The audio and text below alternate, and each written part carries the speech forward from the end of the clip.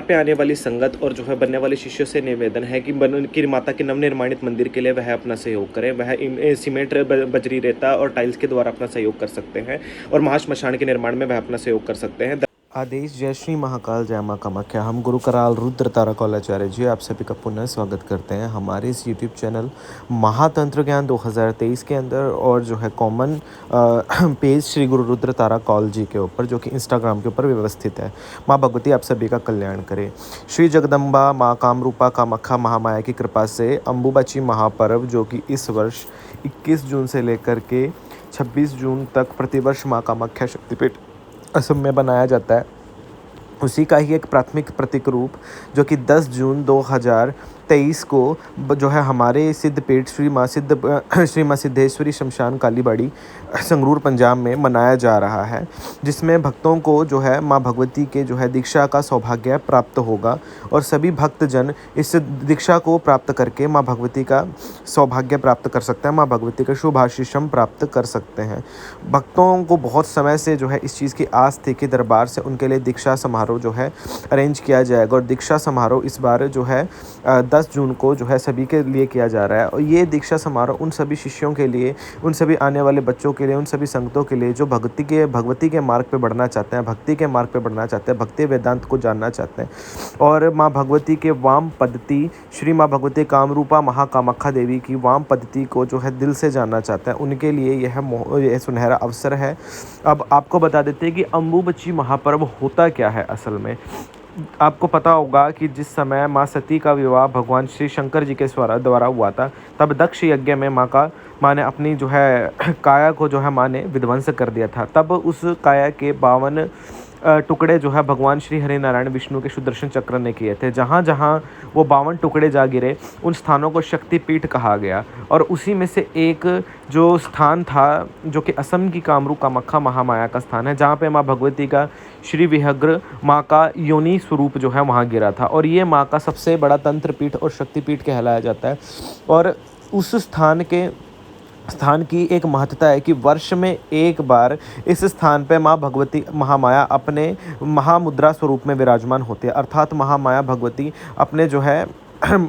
महारजस्वला स्वरूप को धारण करती है। रजस्वला स्वरूप में माँ सती के जो 52 शक्तिपीठ अलग अलग स्थानों पे व्यवस्थित होकर के एक शक्ति रूप बना था, वही शक्तिपीठ आपस में एकत्रित होकर के एक माँ जगता भगवती माँ सती का रूप धारण कर लेती है। माँ सती गौरा पार्वती का ये स्वरूप जब साधक इस समय पे माँ भगवती की दीक्षा शिक्षा को ग्रहण करता है और माँ भगवती की मंत्र जप साधना को करता है या माँ भगवती की तंत्र साधना को करता है, उस समय माँ भगवती के पूर्ण स्वरूप आकार के उसको जो है दर्शन प्राप्त हो जाते हैं। 52 शक्तिपीठों के दर्शन का जो सौभाग्य वो मात्र एक ही समय पे प्राप्त हो जाता है, और ये वो समय होता है जिसको अम्बुबाची महापर्व के नाम से जाना जाता है, जिस समय माता के मंदिरों को जो है बंद कर दिया जाता है। कि जैसे महापर्व के समय जिस समय नारी जिस समय महामुद्रा में विराजमान होती है, तो उस समय वो किचन को हाथ नहीं लगाती, जो है उस समय वो पका हुआ भोजन नहीं खाती, उस समय पे वो नारी जो है अपने उस महामुद्रा स्वरूप में विराजमान होते हैं। उसी प्रकार से हमारे सनातन में भी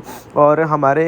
तंत्र मार्ग वाम मार्ग में भी, कौल मार्ग में भी माँ भगवती के जो उपासक हैं वो अपने आप को श्री माँ भगवती जगदम्बिका का स्वरूप के अनुसार ढाल लेते हैं। अर्थात अब वो साधक जो है चूल्हे पे पका हुआ भोजन नहीं करते, उस समय वो सिर्फ फलाहार करते हैं, चाकू से काट के किसी फल को नहीं खाते, पका हुआ भोजन नहीं करते हैं। उस समय वो एक गांठ का वस्त्र धारण करते हैं और भूमि पे शैया करते हैं। अपने बालों को जो है उस समय पे जो है कंघी नहीं करते, अपने जो है केशों को नहीं काटते, अपने नाखूनों को नहीं काटते, और अपना भोजन पानी के जो बर्तन है वो अलग रख लेते हैं, और सामाजिक लोगों को अपनी शक्लें नहीं दिखाते, क्योंकि उस समय पे मंदिर मूल रूप में बंद हो जाता है महामुद्रा हो जाने के कारण। इसीलिए इस समय पे जो ये स्वरूप है ये एक रूप में साधनात्मक हो जाता है, क्योंकि भक्ति और नाम जप जो होता है वो छुपा करके किया जाता है, और ये मतलब जो दिखावे के लिए लोगों के सामने किया जाता है वो नाम जप नहीं होता। भक्ति साधना जो होती है लोगों के मध्य जब की जाती है तो वो उसका भाग लोगों में बढ़ जाता है। जितने लोग आपको साधना कर रहे देख रहे होते हैं, उस समय पे जो आपको देख रहा है उसको भी उतना बराबर फल मिलता है जितना आप साधना कर रहे हैं। अर्थात आप साधना कर रहे हैं तब फल सब समाज को होता है, लेकिन जिस समय पे अम्बुबाची महापर्व हो जाता है, जब साधक अपने गर्भजून संस्कार को निकालता है, कि जैसे अपनी महामाया के गर्भ में उत्पन्न एक शिशु संसार की जो है धूप को नहीं देखता, संसार के लोगों से नहीं मिलता, संसार की फालतू क्रियाकलापों को नहीं देखता, अधिक चीज़ों की उसको आवश्यकता नहीं होती, वैसे साधक को इस समय समय पे अपनी साधना के दौरान अधिक चीज़ों की आवश्यकता नहीं होती। साधक समाज से इन दिनों कट जाता है और कट जाने के कारण ही साधक इस समय पे महामुद्रा के स्वरूप में विराजमान हो जाता है। तब यह महापर्व अम्बुबची महापर्व के नाम से जाना जाता है और इस अम्बुबची पर्व पे दीक्षा ग्रहण करने के उपरांत साधक जब अपनी शिक्षाओं को ग्रहण करता है, अर्थात गुरु के द्वारा दिए गए महामंत्र से माँ भगवती का नाम जप करता है, माँ भगवती की साधना आराधना को आरंभ करता है, माँ भगवती के तंत्र मार्ग से बताए गए नियमों की परिपालना करता है और माँ भगवती के श्री चरणों का ध्यान करता है, उस समय साधक की जो सफलता उसको प्राप्त होनी होती है तंत्र साधना में, वो उसको शीघ्र ही प्राप्त हो जाते हैं। इसलिए यह महापर्व सबसे ज़्यादा शक्तिशाली महापर्व बोला गया, क्योंकि इसी ही पर्व के मध्य जो है पूरे साल भर की शक्तियाँ जो होती हैं वो साधक अर्जन करता है, जिनसे जो है पूरे समाज का वो कल्याण करता है। हम लोग भी इन दिनों जो है मंदिर को बंद कर देते हैं, माँ भगवती के महास्वरूप रजस्वला जो स्वरूप होता है उसका ध्यान करते हैं। क्यों? उस समय मंदिर खोला नहीं जाता और मंदिर को बंद कर दिया जाता है। मंदिर के बाहर से ही माँ भगवती की तंत्र साधना की जाती है, माँ भगवती की तांत्रिक आराधना साधना की जाती है, जिससे माँ भगवती के अखंड सौभाग्य को प्राप्त करने का सौभाग्य प्राप्त होता है, माँ भगवती के तांत्रिक स्वरूप की जो है आराधना करने का सौभाग्य प्राप्त होता है। तो ये जो समय होता है ये प्रत्येक साधक के लिए बहुत अनिवार्य होता है और इस समय पे प्रत्येक साधक को गुरुओं के द्वारा दीक्षा ग्रहण करनी चाहिए, क्योंकि जो असल समय जो होता है इसका वो 21 जून से लेकर के 26 जून का 3 दिन का ये महासमय होता है। इसलिए इस समय से पहले दीक्षित साधकों को कर दिया जाता है ताकि साधक उस समय पे अपनी साधना की संपूर्ण व्यवस्था कर सके, अपनी साधना के अनुसार अपनी जो है इच्छा अनुसार जो है अपनी साधना को संपूर्ण रूप में जो है व्यवस्थित कर सके, अपनी साधना को संपूर्ण रूप में स्थानांतरित कर सके, अपनी साधना की पूर्ण जो है फल को प्राप्त कर सके। साधना से पहले की जो तैयारी होती है वो तैयारी को कर सके। तो जितने साधक हैं जो इस समय पे साधना करना चाहते हैं और मूल रूप में दीक्षा ग्रहण करना चाहते हैं, क्योंकि जब तक दीक्षा नहीं होता तो साधना नहीं हो सकती और जब साधना होता है तभी माँ के प्रत्यक्ष दर्शनों का सौभाग्य प्राप्त होता है। तो जो साधक दीक्षा ग्रहण करना चाहते हैं वो जो है इस समय पे जो है 10 जून 2023 को जो है हमारे यहाँ सिद्धपीठ श्री सिद्धेश्वरी महामाया शमशान काली बाड़ी माँ शमशान काली मंदिर में आ करके जो कि संगरूर पंजाब में व्यवस्थित है, आ करके जो है माँ के जो है दर्शन सौभाग्य का प्राप्त कर सकते हैं, माँ भगवती के श्री दर्शनों का सौभाग्य प्राप्त कर सकते हैं, माँ भगवती महाकामरूपा कामाख्या माता के दर्शनों का सौभाग्य प्राप्त हो सकता है। यहाँ पे माँ के प्रत्यक्ष दर्शनों का सौभाग्य सभी साधकों को मिलता है, क्योंकि यहाँ की जो विराजमान जो देवी भगवती है वो साक्षात मूल रूप में माता शमशान काली और माता कामाक्षा है, माँ पीताम्बरा है। इसलिए यहाँ का जो स्थान है वो मूल रूप में शक्ति के समर्यापादपत्ति से संबंध रखता है। और माँ भगवती कामाख्या देवी ऐसी देवी बोलता है, कामाख्ये काम संपन्ने कामेश्वरी हरह प्रिय कामना देही में नित्य महाकामेश्वरी नमोस्तुते। इसलिए कामाख्या माया का ध्यान किया जाता है, क्योंकि कामाख्या की पूजा से सभी प्रकार की कामनाओं की पूर्ति होती है। तो जो साधक दीक्षा ग्रहण करना चाहते हैं वो इस समय पे महामाया के रजस्वला स्वरूप का ध्यान करें और महामाया के जो है योनि स्वरूप का ध्यान करके माँ की आराधना साधना करें।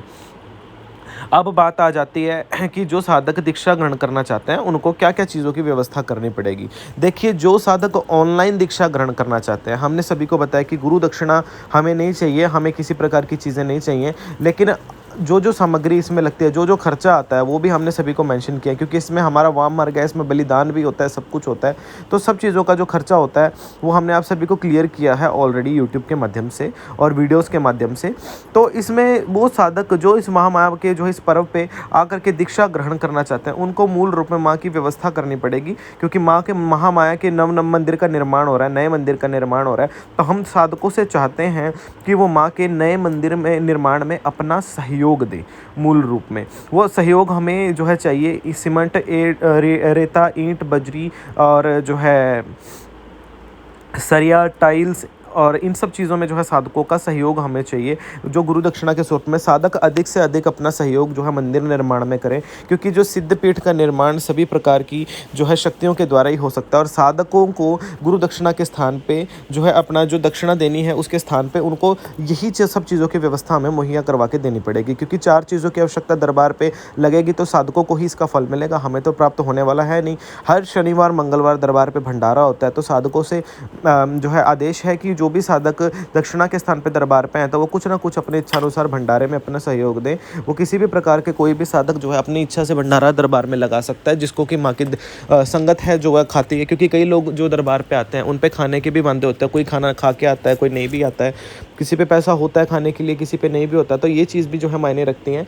और तीसरा महाश्मशान यहाँ पे निर्माण हो रहा है। तो महाश्मशान में टाइल्स की सेवा, मूर्तियों की सेवा और महाश्मशान के अंदर जो है विराजमान होने वाली देवी महामाया की लकड़ी की सेवा, क्योंकि यहाँ की जो चिता है वो कभी खत्म नहीं होने वाली, बंद नहीं होने वाली। तो साधकों से आदेश है कि वो लकड़ी की भी सेवा कर सकते हैं और दरबार के लिए फंड्स की भी सेवा कर सकते हैं, क्योंकि दरबार को फिलहाल अभी फंड्स की बहुत ज़रूरत है, क्योंकि मंदिर निर्माण हो रहा है। तो आप सभी भी जो है समझदार हैं कि कोई भी चीज़ फ्री में नहीं आती, हर चीज़ों के ऊपर व्यय लगता है। और दरबार के ऊपर फ़िलहाल अभी बहुत सारी चीज़ों की आवश्यकता है, जो कि जिसका प्रयोग जो है दरबार के जो है संगत के लिए ही किया जाएगा। तो निसंदेह आने वाली संगत से यही गुजारिश है कि जो 10 तारीख को जो महामाया की दीक्षा ग्रहण करना चाहते हैं वो दरबार के ऊपर जो है फंडिंग करें जितना अधिक हो सके उनसे, कि फंडिंग के द्वारा ही दरबार का निर्माण हो सकता है, अपनी सेवा अपनी इच्छा अनुसार, क्योंकि किसी पे किसी प्रकार का कोई बंधन नहीं है, वो आपकी इच्छा है। किसी पे लाख है वो भी, जिस पे खाक है वो भी, सभी के लिए दरबार खुले हैं। सभी अपनी इच्छा अनुसार महामाया के दरबार के लिए आप दान कर सकते हैं, कोई आपके लिए जो है यहाँ पे बंधन नहीं है। दूसरी चीज़, जो बच्चे ऑनलाइन महामाया की दीक्षा को ग्रहण करना चाहते हैं वो प्रोक्ष माध्यम से बोला जाता है। एक तो माँ की दीक्षा को 2 प्रकार से ग्रहण किया जा सकता है, या तो प्रत्यक्ष या प्रोक्ष। प्रत्यक्ष दीक्षा वो होती है जब साधक गुरु चरणों में बैठ करके गुरु की वाणी को सुन करके गुरु के द्वारा बताए गए नियमानुसार अपनी दीक्षा को ग्रहण करता है, इसको बोला जाता है प्रत्यक्ष दीक्षा। लेकिन एक जो दीक्षा होती है वो होती है प्रोक्ष दीक्षा। प्रोक्ष दीक्षा होती है जो साधक आने में असमर्थ है, कोई उसको समस्या है जिसके कारण वो दरबार पे या गुरु चरणों में नहीं पहुंच पा रहा। पहली बात तो गुरु कभी किसी शिष्य से दूर नहीं होते, गुरु सदा शिष्य के पास ही होते हैं और सदा शिष्य के जो है सर के ऊपर हाथ रख के उसको आश्वासन देते हैं कि हम सदा तेरे पास है। लेकिन जो बच्चे दरबार पे नहीं आ पा रहे हैं दूर होने के कारण, या फिर कई बच्चों की जो है मतलब कई बच्चियाँ प्रेग्नेंट हैं जो दीक्षा ग्रहण करना चाहते हैं, कई बच्चे आउट ऑफ इंडिया हैं जो दीक्षा ग्रहण करना चाहते हैं, तो वो बच्चे जो दरबार पे पहुंच नहीं पा रहे हैं उन बच्चों को प्रोक्ष माध्यम से दीक्षा लेनी पड़ेगी। उन बच्चों को अपना नाम, पता, स्थान, गोत्र, माता पिता का नाम, ये सब चीज़ें हमें फॉरवर्ड करनी पड़ेंगी। और जो दरबार की जो सेवा है वो सभी को उनको बता दी जाएगी कि इस अनुसार उनको कोई ना कोई सेवा दे दी जाएगी। किसी को फ़िल्टर की जो है सेवा दे दी जाएगी, दरबार पे लगने वाले फ़िल्टरों की आवश्यकता है, किसी को मंदिर की टाइल्स की सेवा दे दी जाएगी, किसी को मंदिर के इलेक्ट्रिसिटी के सामान की सेवा दे दी जाएगी। तो इस प्रकार से सिर्फ सेवा दी जाएगी, वो भी आप अपनी इच्छा अनुसार कर सकते हैं। आप जितना अधिक हो सके आप उतना अधिक अच्छा से अच्छा आप कर सकते हैं, ताकि इसका प्रयोग मंदिर के लिए किया जा सके। मंदिर पे पेंट का काम अभी बाकी है, टाइल्स का काम बाकी है। अभी तो माँ के मंदिर के ऊपर अभी माँ की स्थापना मूल रूप में बाकी है। माँ का महाविहाग्र मंडप जो है विराजमान होने वाला है। माँ का मूल मंडप जब स्थापित होगा तो वहाँ पे भी सब कुछ चीज़ों की व्यवस्था है। माँ के इंटीरियर डेकोरेटिंग की ज़रूरत है, जो है सेवादारों के लिए जो संगत आते हैं उनके लिए कूलर्स की ज़रूरत है। तो साधकों को जो प्रोक्ष माध्यम से दीक्षा लेंगे उनको मूल रूप में इस प्रकार की सेवा दी जाएगी, जिसका प्रयोग माँ की संगत की जो है सेवा के लिए किया जाएगा। इसी के साथ उन बच्चों को माँ की जो है शनि मंगल पे जो भंडारे होते हैं उन भंडारे में भी सहयोग की सेवा की जाएगी,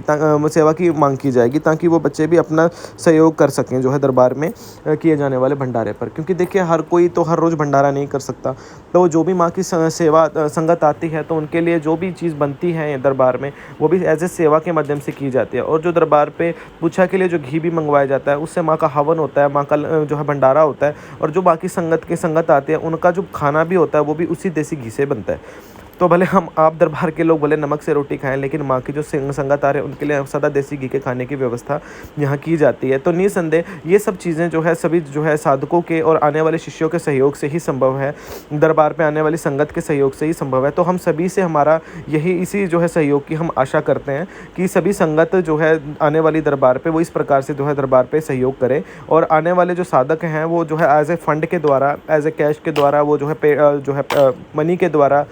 जो है मनी ऑर्डर के द्वारा जो है अपना जो है किसी भी प्रकार से वो दरबार पे अपनी सेवा करे, ताकि सेवा के द्वारा ही जो है इस मंदिर का निर्माण अच्छी से अच्छी शीघ्रता से शीघ्र पूर्ण किया जा सके। क्योंकि भारतवर्ष में 7 महाश्मशानों की एक कारागृहिणी को लेके बैठने वाला दशमुखा भारत का पहला ही एक ऐसा ही मंदिर है जहाँ पे जिस प्रकार की मतलब स्थापना भारत में कहीं पे भी नहीं है। क्योंकि सभी प्रकार के मणिकर्णिका घाट से, कामरू कामाख्या महामाया के भूतनाथ शमशान से, तारापीठ के शमशान से, जिन शमशानों के अग्नियों पे माँ का भोजन बनता है वो सब अग्नियाँ इस शमशान के अंदर सदा के लिए विराजमान होने वाले हैं आके धुड़े में। और इसके सामने बैठ करके तपस्या करने से साधकों को अपार सिद्धियाँ प्राप्त होने वाली है। तो साधकों के लिए फ़ायदे के लिए किया जाना है। तो साधकों को जो है और आने वाली संगत से सहयोग की आशा है। तो सभी जो है 10 तारीख को अधिक से अधिक लोग दरबार में पहुँचे और दीक्षा ग्रहण करें। जय माता दी।